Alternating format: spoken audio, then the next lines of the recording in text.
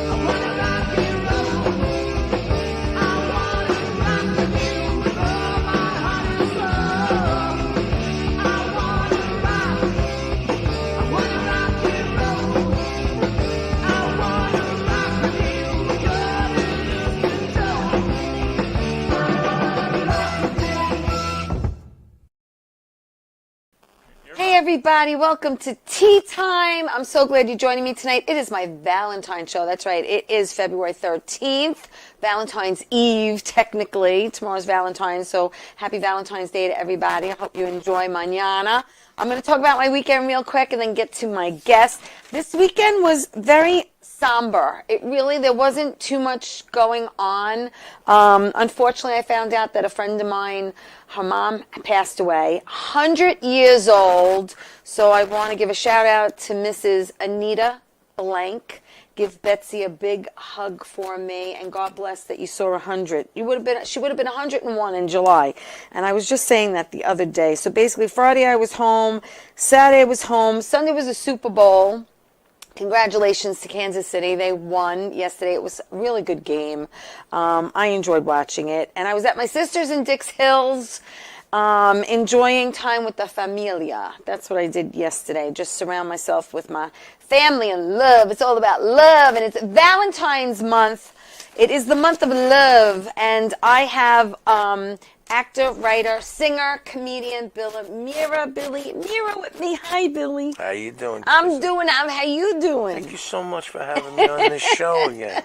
Well, Billy did my show years ago when I was at another station. So it's been like almost 4 or 5 years. Mm-hmm. And we had bumped into each other after the holidays. And I said, I'd love to have you back on, because for those who don't know Billy, I want you to get to know Billy, what he's about, how he got into this crazy, fickle world of entertainment. But first, I have to say, here's a chocolate heart for Valentine's. Oh, wait, hold on a second. And then wait, I give this to every... Such a sweet, I give this to every man. You have to lean over, have to press this on your chest. Put that on your chest, or on your jacket, wherever you want it. So it's a heart on. Get it? Heart on. Hearts on. Did you see what you did there? Yes. I'll save this for later. Save that for later. So listen, I want everyone to get to know you, what you're all about. So where are you originally from? You originally from Westbury? Originally? No, I'm originally from Mineola. Are you originally from Mineola? From Mineola. All right, interesting. Yeah. Because you kind of moved around a little bit of Long Island. Yeah, right? well, I mean, over the years. But I went from Mineola, and then we settled in when I was about 11. Westbury. Yes, and you actually went to W.T. Clark High School? Yes, I did. Did you go? And East Meadow. I'm one of the, yes. Yes, you see, I got that down here. You went to East Meadow High School also. Yes, I did. And let's start off by saying that your drama teacher recognized your potential. Yes, he did. And he actually told you and encouraged you to pursue acting. Yes, said you that, Mr. Hershkowitz. Listen, I know everything. I know a lot of things.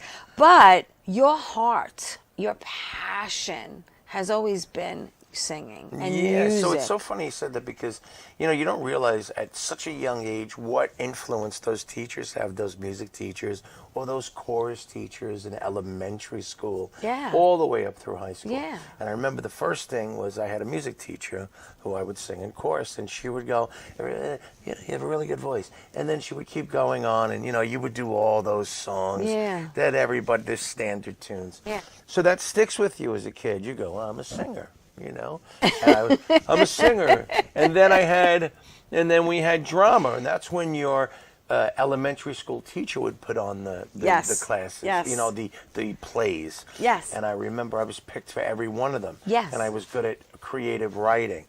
Couldn't excel at the other, subjects there. The exception of maybe social studies and science, and But I, and then I remember creative writing. I remember at a young age really turning me on, and I would sit and write, and then I would come in the next day, and look to perform that particular creative writing thing. Right. Whereas I saw the other kids were kind of like, I don't want to get up and play, Yeah, yeah. But to me, it was like, they'd give you like a sentence, Right.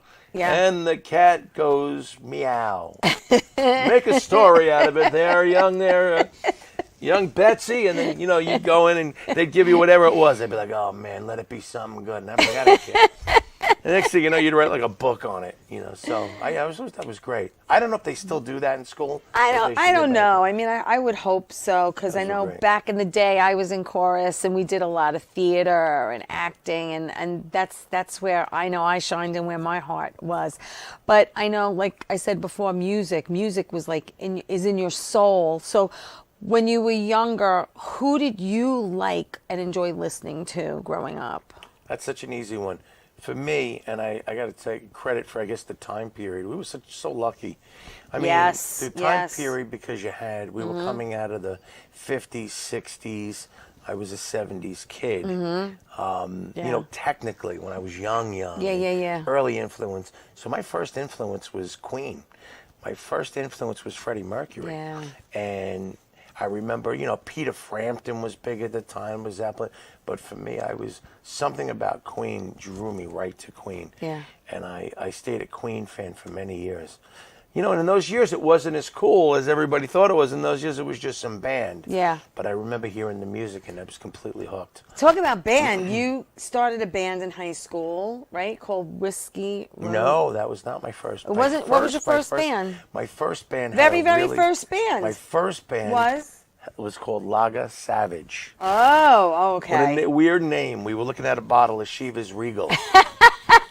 we were at a party, and somebody says, why don't we turn it backwards and call it all comes back to alcohol. Lager. It sounds like That's beer. Great. Lager Savage. So we were like, we didn't know what the hell it meant. So we just made it. It was Laga Savage. So Bobby's going to put up some pics of you back in the day with your long hair. And I have to say, you had better looking hair than I did back then. And tell me about this pic. Oh, my God. That's actually a picture from... That's in school. From school, yeah, yes. High school. And that is, believe it or not, there's a great story behind that. Yes. That was in cosmetology class. That's why I went to East Meadow High School. Is that how you highlighted your hair? Yeah, and that was from the class with some old friends. That is from, that's out from a club. That was at the Roxy? That was at the Roxy Music Hall. Yes. You played the Roxy, baby. Yes, the headline over there. With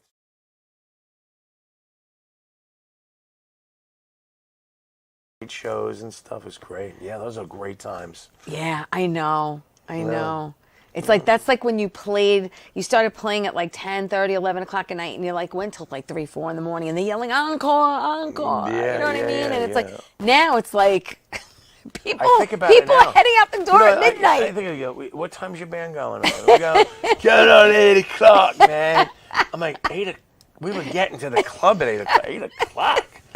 I'm good friends with all those guys in Twisted Sister. Yes, they always tell me when they used to, because that was the heyday of the club days, the 70s and the 80s, the early 80s, before they changed the drinking age. Yeah, yes. And, it was an... Didn't they raise it from like 18 to 21 or something? Well, first it went from 18 to 19 to 21. Yeah, I kept missing it. Yeah. Just as I was was getting there. They changed it. Yeah, they kept yeah. raising it. But on those me. were great club days. Yes, yes, yes. The Roxy. Were you like a Oh, yeah. regular there? Yes. Yeah. Oh, yeah. Yeah. Oh, yeah. I started playing in 1986. 87, 86? 86, 80. You were basically a senior in high school, and I would be playing. You know, you the lead singer of became another band, Whiskey. Yeah, so my Road. original band, and then eventually we were going to go to California. Yeah. And me and my drummer Dave, who's still a very dear friend of mine Yeah. to this day, whose uncle, by the way, we had inspiration was Tommy Ramone. Oh wow! And in those days, yeah,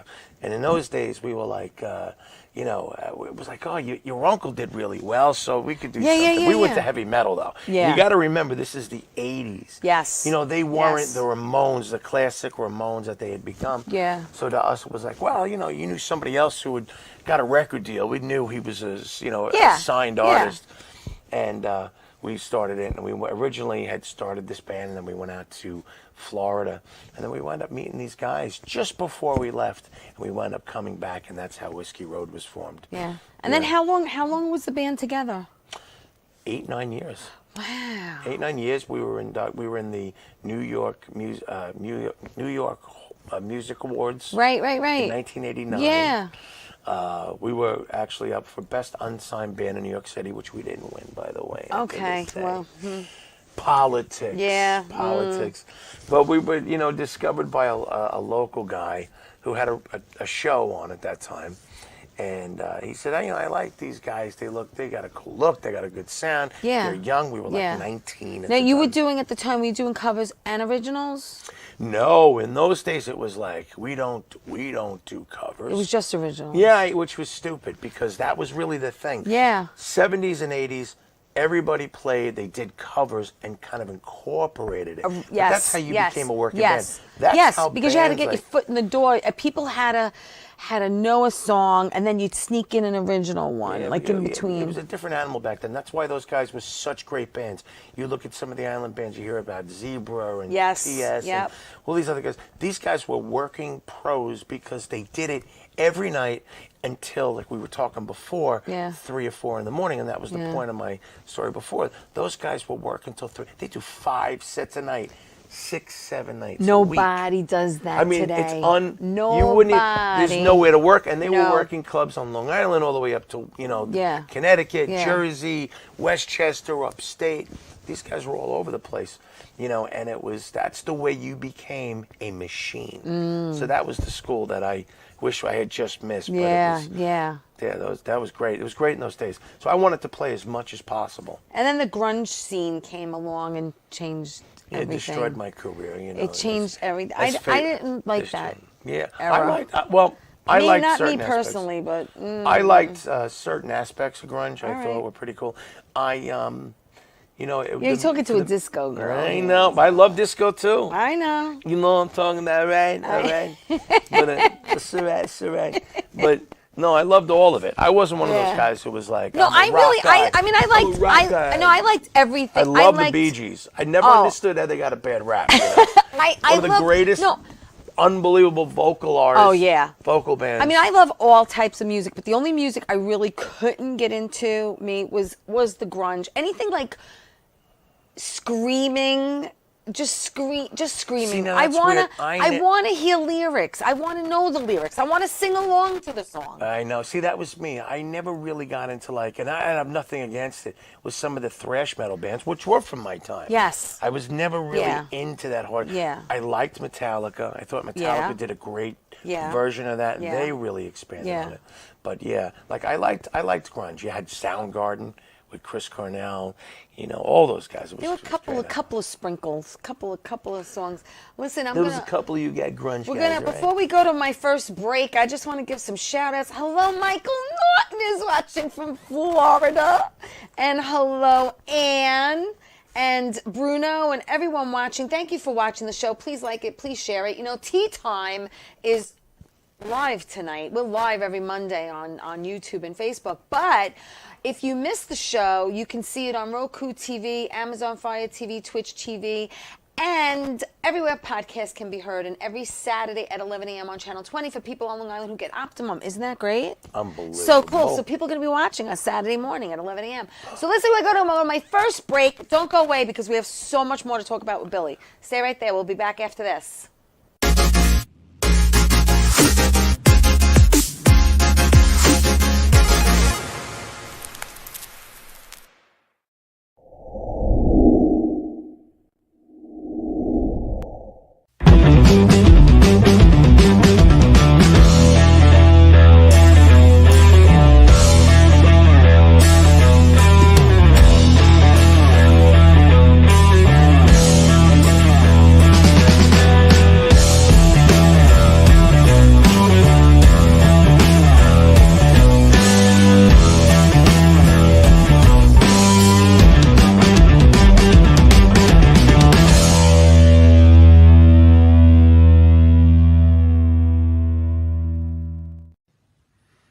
Well, hi there, Teresa. It's John York from General Hospital. I am just checking in because apparently you have a great talk show called Tea Time on Strong Island TV. I want you to have continued great success and have a lot of fun. It sounds like you're having a lot of fun, and that's pretty much the key to everything, isn't it? So continued success. I'm proud of you. Have a great day, Teresa. Bye.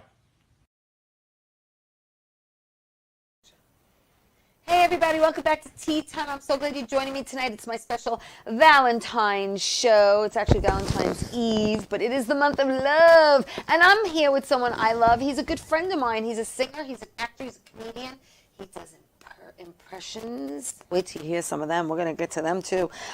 Billy Mira is here, and I'm excited to have him back. It's been a while since he's been on Tea Time with me, and we were talking about him growing up on Long Island and how he got into singing and music and a band, and that's when things kind of took off. After high school, you actually went to Nassau Community College for a little stint. You know, I did. Did a little stint. A little stint. A little bit. What are we doing up here? A little bit. Yeah. So I went there, I went to Nassau Community, and then I wound up, believe it or not, I got a record deal. Right when that whole transit, right like about a year before the transitional thing. Right. Because we had like this song that we had just recorded. It kind of, made some headway, but it was unsigned, and in those days, Yeah. it was college radio. Yeah. There was no internet. We Right. didn't have that Right. stuff back then. Yeah. And there was tapes, internet, CDs were like, it was like a big deal if you had a CD at the time. And we wound up somebody listened to the song and they heard this ballad that we had, which they said, let's sign them. And then we went and started doing an album. Well, between the time that we had signed 92 to 93, that was it, folks. And that was all she wrote because Really? it was all grunge after that. That's it. Yeah, we went in. That was it. It's amazing, right? From 91, you felt there was a change from like Wow. 91, 92, 93. 94, it was done. Forget it. Yeah. That whole scene. Yeah, I was a hair metal guy, Yeah. Wow. And you actually, what did you do after college? Did you get into broadcasting after? No, that was something I got into later on, believe Yeah. it or not. I didn't even think about broadcasting, which I really wish I had in college. Right. Because I have some close friends of mine Yes. that went to Nassau. My buddy Rob Rush. Yes. And he's in the Hall of Fame there. He's in the Nassau Community College Hall of Fame for broadcasters. Congratulations, Rob. But he's one of my best friends, and he did very well with it. But no, I didn't get into it until later. Believe it or not, until after kind of my music was done for a while. Right. And then one day I met this kid who wound up, he was a DJ, young.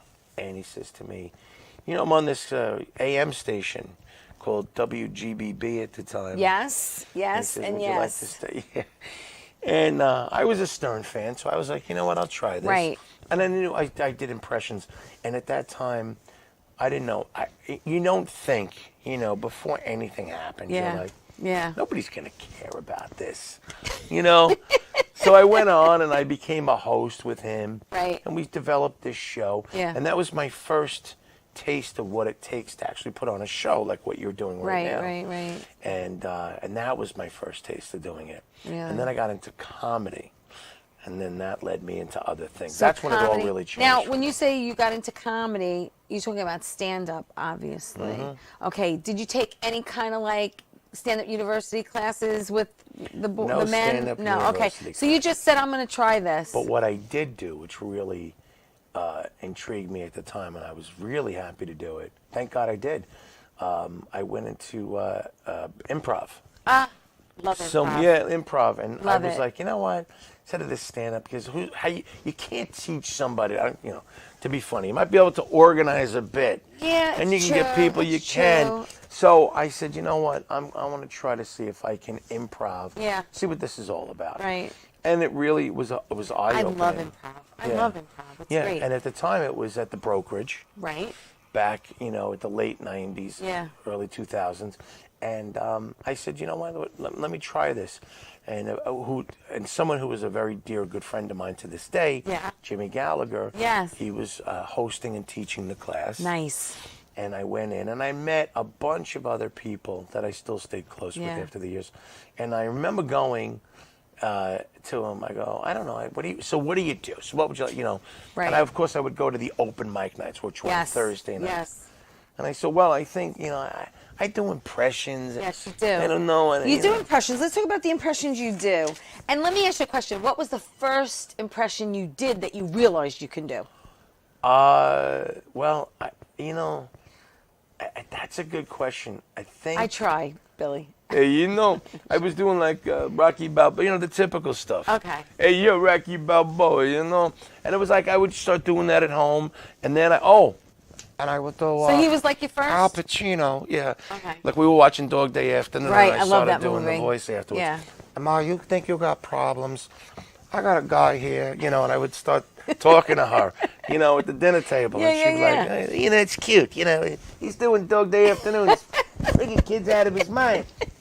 She'd turn into Joe Pesci. My mother would turn into Joe Pesci. Oh, that's so What funny. the hell is this kid doing? He's not studying. And that's how it kind of You developed. do Rodney, Yeah, I do a little running. Yeah, I do all that stuff. Dice. I do Dice. But what really got you going? You can see my videos to see that. Yes, you can. You can. And actually, let me just plug your website. It's Billy Mira, Mira, and thehitmen.com. You can actually go to that website, and we're going to talk about that group in a little bit. But basically, you could, and he's on Facebook, he's on Insta, and you could YouTube him and see all his videos. With everybody else on Insta. On Insta, Come on, I say Insta. I'm on Insta, My baby. girlfriend- Hey, I'm talking about. Hey, Insta one, Instagram. Don't smoke it, baby.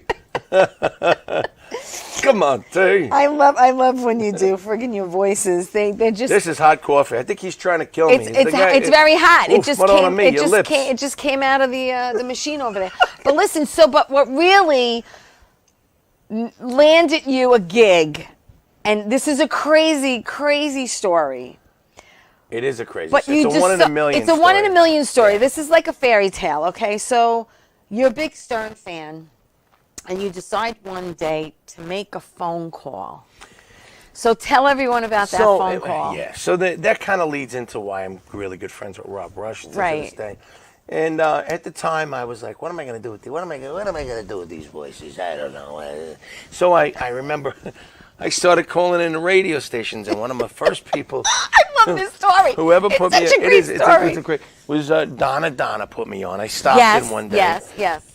And she was really nice, and she actually, Yeah. I started doing Sammy Hagar and David Lee Roth, Ozzy and Sammy Hagar Right. live. Yeah. And she was like, wow. And people started coming there. They really thought they were there. Yeah. And then I was like, maybe I'm onto something. Yeah. She was like, Yeah. that's great. You did a great job. Right. And I was like all proud. I was, I'm also doing improv at the Brokerage. I'm there every, like I was a big, And she's like, okay, great, So then I wound up calling up my buddy who was on a rock station at the time, which was The Bone, which was out east. Right. And I started doing voices, David Lee. And he would always put me on. He'd record them. Right. And he would put them on the air. Yeah. So I got up the nerve one day, and I picked up the phone, Right.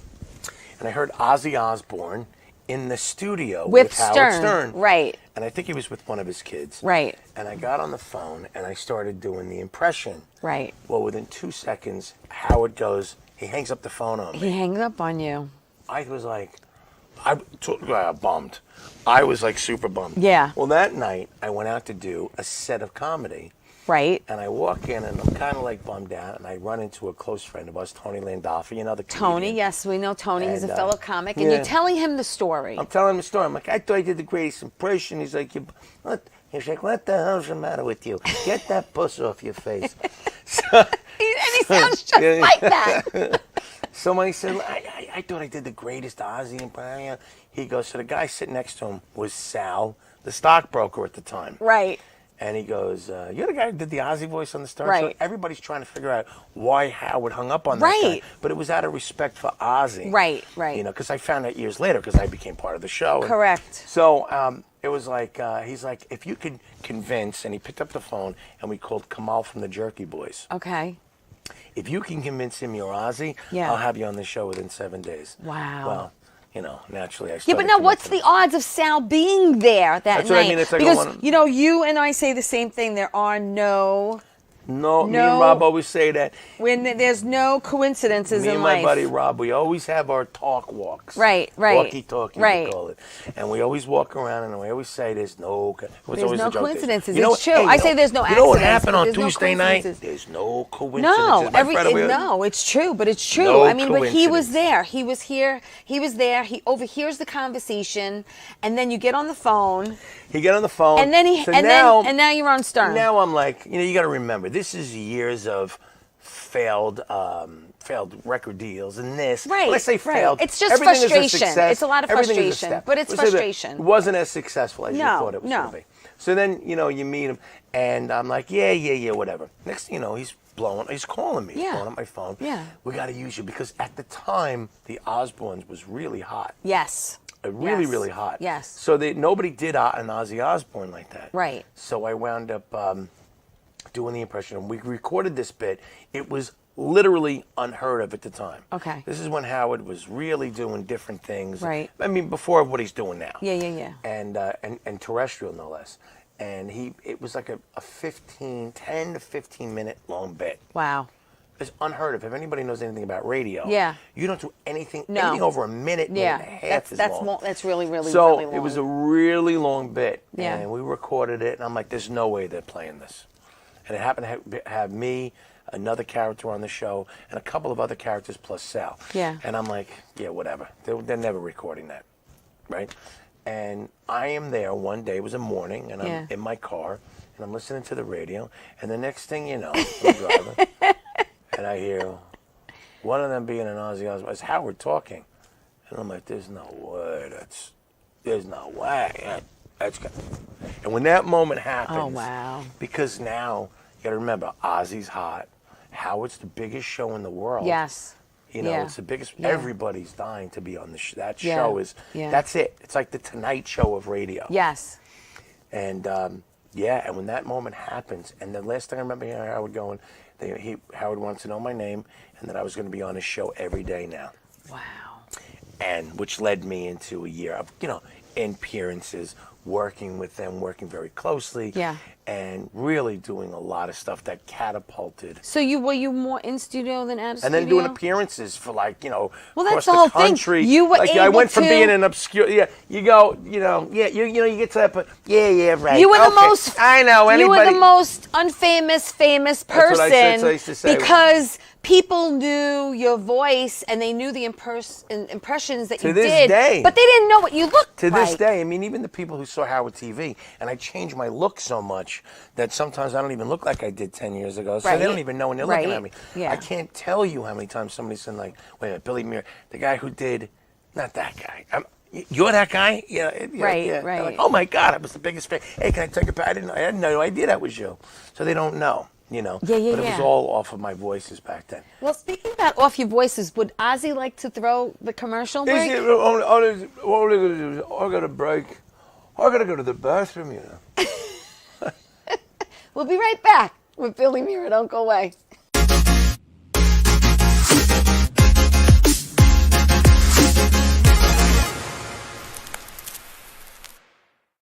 Wonder Woman was everything to little girls, especially that look like me. She stands for being a voice for people that need a voice. My organization renovates homes for people with disabilities. And when I come home, a self-care routine makes me feel my best. I'm very proud of the difference that we're making, and to see that impact in my community inspires me to work even harder for everyone around me. How you doing? It's Sal the Voice Valentinetti. Why are you watching me? You should be watching Teresa Canastraci Tea Time with Teresa Canastraci Farrell. And make sure you follow Teresa on Facebook, Tea Time with Teresa Canastraci Farrell. We'll see you there. I love the way you say my name. I love.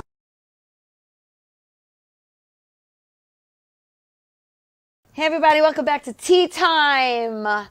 It's the month of love. It is Valentine's Eve. This is my Valentine's show. I'm with a good friend of mine, Billy. Mira is here. He is a singer, actor, comedian. He does impressions. He just did Ozzy before the break. Thank you very much for that.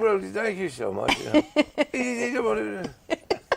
I said we can even understand it. Cracks me up. You just cracked me up. Anyway, oh my God. You did that, and now it like threw me off. I didn't know what I was going to come back with. Thank you very much. I just want to say, and thank you for reminding me, March 4th and March 11th, 2 Saturday nights, I will be appearing in the Giggle Room at Governor's Comedy Club. So if you're not doing anything either one of those nights, please come out and see me. Come up to me, say hello, let me know you're there. It's going to be a fun night. The Giggle Room is a very intimate room. It seats about 90. It's really, really nice. So March 4th, March 11th, come out to Governor's Giggle Room. And again, you could go to BillyMiraandtheHitmen.com because that's his website, and you could see where he's going to be performing, which one of his upcoming shows is actually going to be at the Argyle Theater. I'm doing an appearance at March 27th at, if you like cigars, I'm doing the Max's Cigar event on March. That's with the whole big band. Max's Cigar. Max's Cigar. Where's that? March 27th at the Jericho Terrace. Oh, Jericho Terrace. That's where I got married the second time. Yeah. That's what we like to do. We like to. I'm in love with being in love. You know what I'm saying? As we figured Valentine's Day, you know what I mean? Keep doing it till you get it right. You could wind up at the Jericho Terrace too. Yeah, March 27th, and then April 14th. April 14th, Argyle Theater. Argyle Theater. Argyle Theater is a beautiful theater. I just saw Dave Revels there with the Persuasions and Tanisha Gary, who I had on my show, who did Aretha Franklin. And you're going to be there too. April and they gave you a shout out the night I was there. They said, Billy Mira and the Hitmen are going to be here April 14th. So it's a beautiful theater. It's a beautiful nice. Broadway theater. It's great. It's Broadway on Long Island Theater. Yeah. And it's really an amazing place. And I'm also going to be joined by my friends, how much I'm not going to say, from the Stern Show. Okay. From Satellite Radio, Sal Governale. Yes. Is definitely going to be, he's confirmed to be with me. Oh, nice. And we're going to do something, because we did a bunch of Christmas shows. Yes, you did. did very well at Yes, Governor's. yes. And they sold out. We could have probably sold out one show after the other. Yeah, you probably could have done So we're going to tour, and we're going to do that this year. Nice. So if you want, you can always go to BillyMira.com or BillyandSalShow.com or Sal and Billy Show. Okay. We got it. So Nice. either way, it's all going to let you know the dates. We're going to do the Christmas spectacular shows. Nice.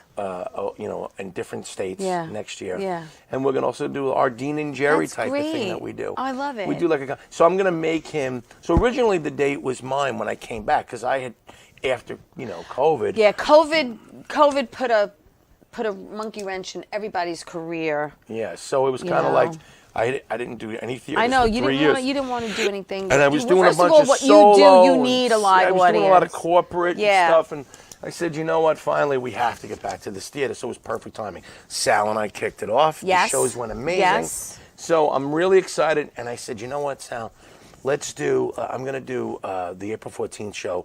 Let's do the second act and call it the Spring Spectacular. Okay. And we'll do our Why thing. not? So it's like having 2 shows in one. It's going to be Right. amazing, an amazing, amazing time. And you have to see him. You have to see him live. I saw you I don't know if it was right after the pandemic we were outside in Valley Stream. Was that after the pandemic when we were outside in Valley Stream? Oh yeah, it was right. It was It was around like that was one of the That very was like one of the very first shows you did, one right? of the it was I was just doing music then and kind of, but yes, we were kind of we kind of came out. The town had asked me, you know, we'll do the show if you'll show up, and I said. If I show up, what are you kidding me? You know, so like I was like, what? You have to hold me back. You've been waiting. This is what you want to do. It was just so we went out and it was out in the open. It was a great show. They have a nice outdoor. Yeah, it's like an amphitheater. An amphitheater over there.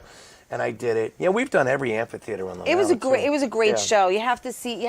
First of all, I love. But to see it in a theater is even. That's the whole even thing. the outdoor auditoriums. Yeah, it's cool because we do the music portion of it. Right. But to see it in a theater is really cool. Because I love the sounds of a big band, and you know Billy has horns, and it's how many pieces is the band? They're the horniest guys I know, you know.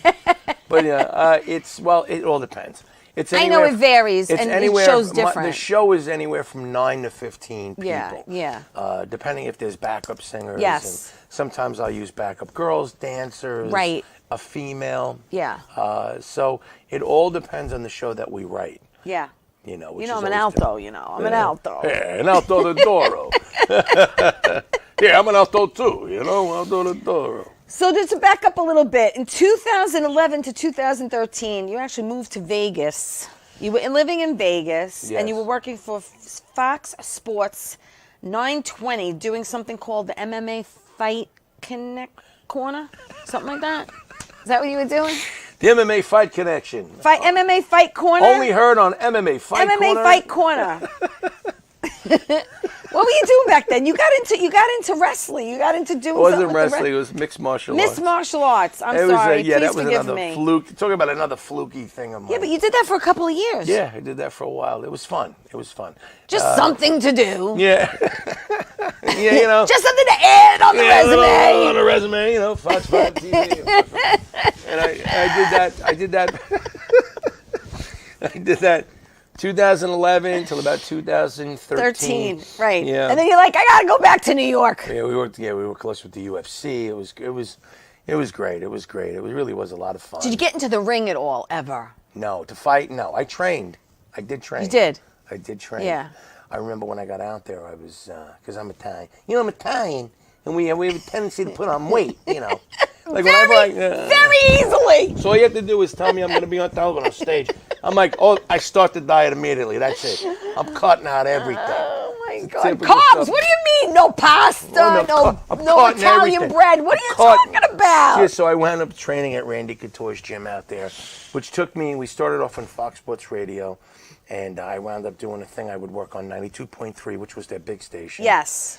And I was there Monday mornings, and I would do the big teas, and then I was on, Fox Sports Radio. Yeah. And then after about 5 months, they said, we're going to take it to Fox 5 Television, and you're going to be the new guy. I said, great. That's a good thing, because I was disgusted when I got out there, and I was looking in the mirror. I was like, oh my God. But luckily, I was training. Yes. And I was dripping. I was just getting into great shape, and I got down to being like this and everything. And I was like, wow, it would just happen to be the timing was good. So then we did that. I went to Fox 5 Television. And we did it for a while, and I had such a good time broadcasting from the Hard Rock Hotel and Casino. No, it's cool. No, it's a lot of fun. It was great. It was such a good time. Yeah. God, I have so many dear friends that if anybody out there in Vegas is watching this, I miss you guys. But you know that because I still talk to you. You know, comedian Mark DeMeo just moved to Vegas. Oh, I used to know Mark. We used to do Mark DeMeo. Love him. Great and guy. He just like moved to Vegas. Yes. I had him on the show not that long ago. Yeah, he wound up. We were hosting at Pips in Brooklyn. Oh my God, I did together. Pips back in the early '90s. Back in the Yeah, that was Dice's. That was Dice's home club. No. That's what it was like going into that club. Yeah. No. Yeah. Go in there. So it was a lot of fun. I did Pips once, and they said if you can do Pips and have a halfway decent to good show, you can really do any crowd. You can perform anywhere. You so can that perform was anywhere. just so anybody knows. If you could perform there, and that's why it was the greatest thing. Well, I have to say, I did really well at Pips. So You did good. I did. They liked me. I was like, they like me. They're laughing. Yeah. It was so much fun. It was a great club. I was heartbroken when they left. But they were the oldest comedy club in the country. Yeah, they were. They were the original comedy club in They the were. country, and it's such a... Did you ever do Grandpa's in Staten Italy? I did not. Oh, that was another fun one to do. Yeah, that was before my... Some of that stuff was before my time. Did you do Jimmy's Comedy Alley in Queens? No, I did not. So did you stay on the island a lot and then go into the city? No, when you because were I was doing? too busy touring. But then, Yahas was, below me, I'm only kidding. But I did do Caroline's on Broadway, a little place. Yeah, I did Caroline's once. And Yeah. Eddie Brill, shout out to Eddie Brill, was the host that night. It's weird. I remember going back so much. I remember Jessica Kirsten. She was was the host. Yeah. And it's like she was Yeah. the host back then. And Yeah. all those. So me and Sal would go to Gotham Comedy Club in Yeah. the Comedy Cellar. Yeah. And we go there, and to become friends with all these guys. Yeah. Or know these people years later. Yeah. Like the first time I was ever on Stern, Dave Attell was on. Oh, I love Dave. Yeah, it's crazy. It was like one of those creative things. He's like in the recordings. Yeah. And these are like all the guys you're like, I'm never gonna work with these people. And But then you never know. It You was never in know. your We were mind. when we were at the other studio. Artie Lang was there, who became a very and Artie's a Old dear friend of sweetheart, great guy. Walked in, sat down, put on the headset, and just sat there with us and let it rip. It was great. yeah, no, yeah, absolutely. That was Artie, with Limo Talk and the guys. It wasn't my show. It was on their show, but I did their show a lot. Speaking of Artie, so Artie was one of those guys. When I first got on Stern, I remember sitting next to him, and I remember Yeah. the first time I was in studio, I was dressed as Ozzy. I had the whole outfit on. Yeah, I was going to make an impression. Oh, that's great. And the host of Survivor was there. Oh, Jeff Probst. Yeah, Jeff Probst was there. He was in the studio. So they walked me in, and they were like, and I guess I went into the show a little late. They didn't know what I was going to be like. So they sat me next to Artie. I never Right. forget how gracious he was. I don't forget these things. He's great. And He's then I so was sweet. next to Fred. And Oh, I was okay. sitting in Yeah. that chair. Right. Right behind, looking at the back at Howard's Head in the old studio. Yeah. The K-Rock studio. And I just remember going, like, in that moment, like, It was a pinch me moment, right? It's a pinch me go, moment. I can't believe I'm sitting, like, this is surreal. It's a pinch me moment. And then, but what I couldn't believe was how gracious Artie was. Yeah. And we became very close friends Yeah. for years. He was such a nice guy. Yeah. Artie. He's So, great. I love Artie, him. if you're out there, and I know you I'm gonna are. try to send this to him. He said he would do my show, but he's busy man. Busy man. You ever call your mom doing one of your voices? I have to ask because you're a little. Do I ever call my mom doing one of my? Nah, Yeah. not really. No? Every once in a while, I joke around with her. I'll No, I know. make her laugh about something. She Yeah. likes Scarface of all things. Really? Yeah. Okay, ma, take it easy, okay? Relax. And, it just makes her laugh. It doesn't matter what it is. In the middle of a conversation. Yeah. Hey, take it easy with the pasta, okay, lady? Don't you see? I got a belly over here. What's the matter with you? Sure. That's so funny when you say, "Hey, you want some more sauce? Who wants some more sauce?" And she says I'm crazy, It's sweet. It's sweet. She's my biggest fan, by the way. She is. And if your mom isn't your biggest fan, you got no fans. You understand me? Yeah. Hey, listen, we're going to take my last break. When we come back, we're going to talk about Billy, Mira, and the Hitmen. So don't go away. We'll be back after this.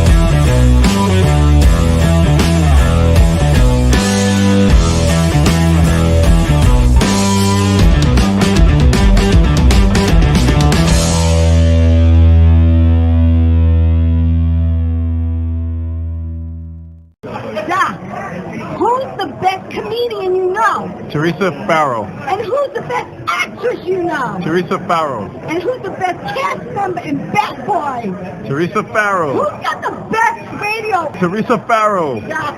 Who's your favorite Jimmy? Teresa Farrell. Who are you loving right now? Teresa Farrell. All right, Chuck. I love you too, baby. Love you as always. Thank you.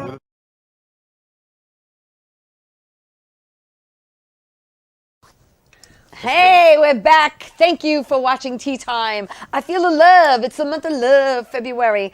And I'm here with Billy Mira. He's my friend. God, we've known each other for quite a long time. Yes, we have. And I'm excited he's here. He's back on Tea Time. He is a singer. He's an actor. He's a comedian. He does impressions, which he's been doing throughout the show, which cracks me up because it's so effortless. It's just so flawless. It's just, you know what I'm saying? Oh, stop. It is. It really is. It's just great. I mean, I wish I can do someone or something. And the only thing I can do is Edith Bunker yelling at Archie. That's the only thing I could do. And even that's not like, what do you do with that? You just, You know what I'm saying? I always thought the strongest thing about impressions was that's how I started doing it, incorporating them into conversation. Right, It right. was always a good way to break Right. the ice. I mean, I do voices, but anyone would know. You know what I mean? You know, that kind of thing. You know, like voiceover kind of thing. Like I could do like really crazy voices, accents, but nobody like you'd recognize. So let's get into Billy Mira and the Hitmen. Okay, this is something that you thought of back in, I don't know, when was it? It was like what was the first year you started this? So 2014 or something? Yeah, 2014. 2014. 2014 is when it officially started. This version of the show started. Yes. And when I originally started it, and the reason why you go, you know, how does a show like this start? It became an idea because I was in Vegas. Yes. And I would see the hotels, the casinos, and I loved it. And I was there doing this sports thing. And I was like, how the hell am I here doing this? Right. You know, out of the Hard Rock Hotel, by the way, which is crazy. Yeah. So, you know, one of my locations that I had there. And I go, you know, I just have this, I always say your third eye. And I just had this show that was sitting right here. I know it sounds crazy. Right. I saw it, but I yeah, couldn't. Yeah. And so I started, believe it or not, doing comedy and doing appearances out there. And I found out, to my surprise, that people knew me out there. People would stop me on the street, but they weren't which was crazy, for the show that I was on Fox. They knew me from the Stern Show.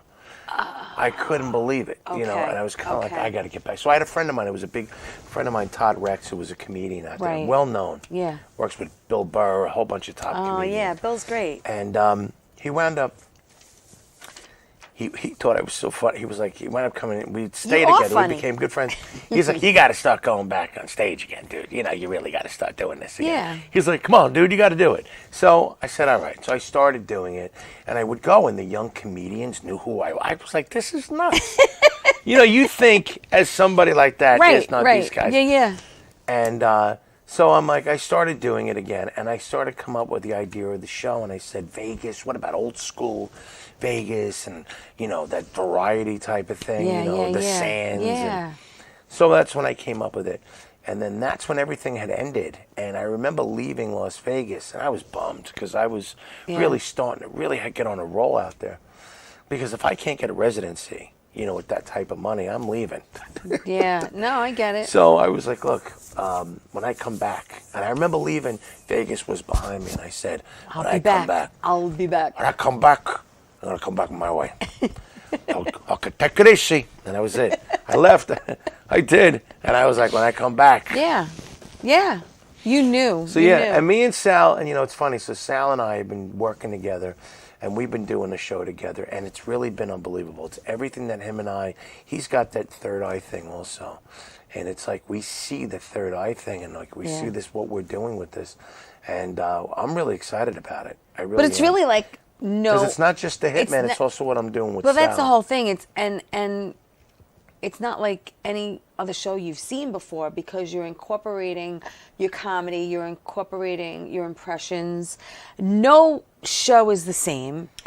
There are times where you we go, write you know, everything. We write everything. But you also go off sometimes on a tangent or an improv. You know what I'm saying? You might slip in a character that you didn't think you might do that night. You know what I'm saying? It's always something different, something fresh. Like you have a format, you have an outline, but then you slip some things in. Yeah, and that's kind of like, what I do. Like I say 80% canned. Right. That word right, canned. I right. hate that word canned, but that's what it is, 80% canned. So you say the show is my life's work all rolled up into one big ball of energy and unpredictability. And that's exactly what it is. And that's how it started. It just basically is, how do I combine everything I've ever done into one show? Right. And that's where I came up with the concept. Right. And it's amazing to have watched it morph Yes. into all these things that it's done. The Sal and Billy show. Right. Right. The Billy Mira Right. show. Yeah. So, and it could be anything. Right. It has many different facets. That's many facets. But one thing that's always the Consistent. consistent is that people leave and they always go, I have never seen anything like that. Yeah. And that's Yeah. that's an honor. Yeah. Because not to down, like there's so many tribute bands and there's all of these. They're very popular these days. Yeah. And you go, but when people leave my show, they leave going, yeah, he drew from all of this stuff Right, and he does impressions, but he's not a tribute act. He's a, Right. it's this guy Right. or these two guys that are tributing Yeah. and drawing from Right. to create this new thing. So that's what people really find. And Right. that's really been for me the pleasure, is the proof of product. Yeah. Yeah. That it worked. It's working. And how long is the show? I always say a good show is, if I'm in a theater, which I am April 14th. Right. And I'm even when I do the event on the 27th. Yeah, the cigar bar. Max's Cigar Yeah. event on the 20th, which, by the way, you can get tickets there, too, if you go look Okay. up Max's Cigar All event. right. Or go to my website. You can get the information there. Yeah. BillyMira.com. It's usually, if it's a straight through, I do a 90-minute set. Okay. And then I do At the Argyle, will you take a intermission like there they is did? an intermission. Yeah, that's what I figured. Theater's always intermission. Yeah. Which really lends for me now to have Sal come out with me Right. and us really take the show Yeah, and yeah. knock it out of the park at that Yeah, point. that's going to be so much Yeah, I'm really fun. excited. I'm very excited about it. Yeah. And this is one I'm of the excited first for you. Yeah, one of the first times I've been able to. Well, listen, after 3 If years, I'm here, we were on such a I'm gonna great tell roll. you, if I'm here in April, because I'm supposed to be in Philly filming, but if I'm here, I'm going to be there. Then I'm holding you to it. You hold me to it, Hold you to baby. it.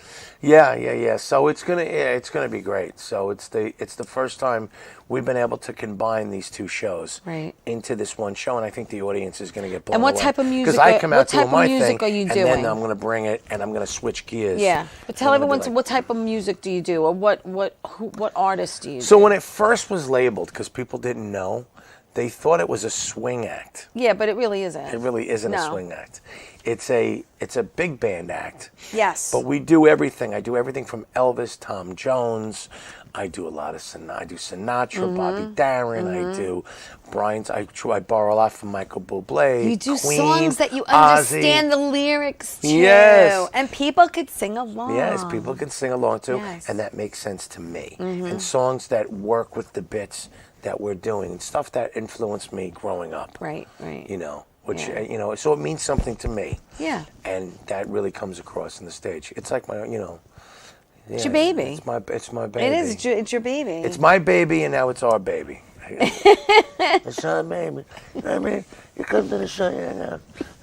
I feel like I'm dying over here. Oh my god, this is great. All right, we have like something like 5 to 7 more minutes, which is great.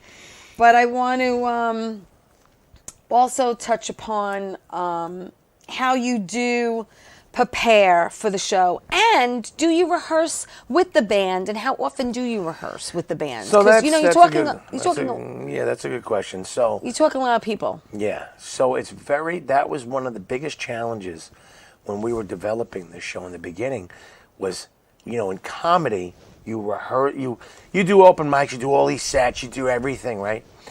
there's no way to do that with a show like this. Right. Unless you do like a run in like an unknown theater somewhere for a very long time. Yeah. And you're working with producers who are writing and rewriting and blah, blah, blah.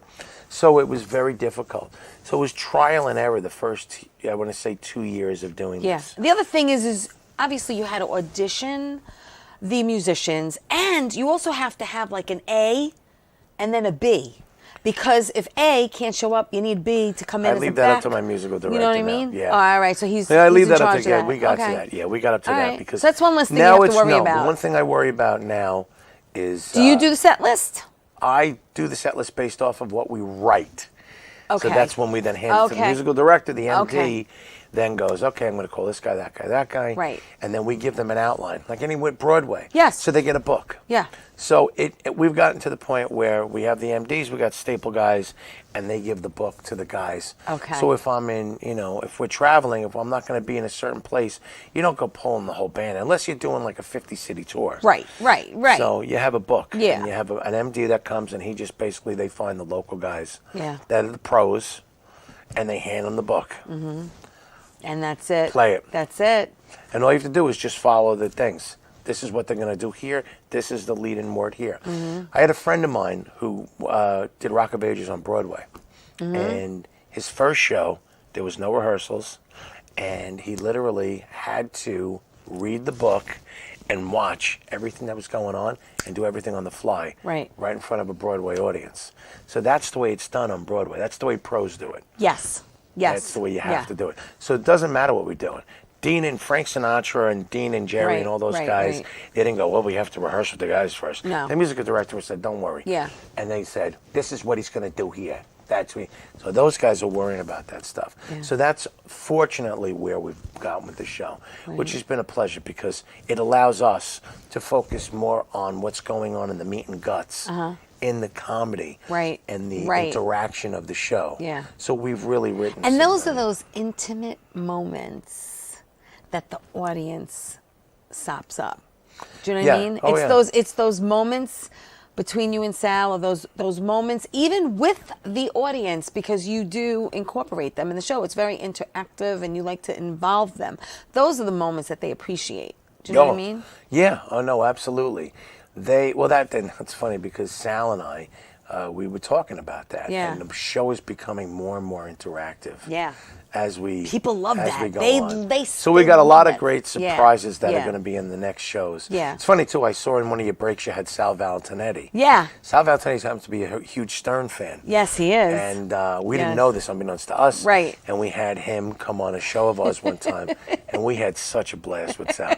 He's another guy who would be great. We He's should all great. be doing shows together. Absolutely. We should be the new Rat Pack. Yes, I totally agree. And totally it turns out agree. we're all the same friends. His engagement party was like a week before my daughter's, because he's getting married, my daughter's getting married, and I'm trying to get Sal back on. Right now he's busy. He's going to be performing in Jersey. He's all over the place, but I want to get him back here because he did my show at the other studio too. So when he has time, hopefully I'll get him back here. But I want everyone to go to BillyMira.com, Billy Mira and thehitmen.com. These are all the websites you can see where he's going to be, what he's doing. We got some pics. Bobby's throwing up some pics. Look at you. Oh, look at that. And you dress sharp, man. Hey, You're a that's right. sharp dress I'm a sharp man. cat. There Look it at is. that. There we go. There we go. We're talking bow tie vest. Look at that. When men look like men. Men look like men. All right, so he got rid of the long hair That's right. for a bow tie. No ponytail. No pony. Hey, no ponytail, But it ain't the only thing that grows, Listen, I have to wrap up the show. I want to thank you so much for doing this for me. Thank you for having me. Anytime. My door's a pleasure. open. My door's It's been a pleasure. open. Thank And I you. want Thank everyone you. to go see you on April 14th at the Argyle Theater. Be there. Argyle Theater in You have Babylon. to see him. See him live. So again, BillyMira.com, BillyMira and thehitmen.com. Me and Sal Governale. You and Sal. Me, Sal Governale, and you. Yeah, And of so course, everyone have a hopefully- great week. Tell everyone you love them. And I'll see you next week, everybody. Ciao.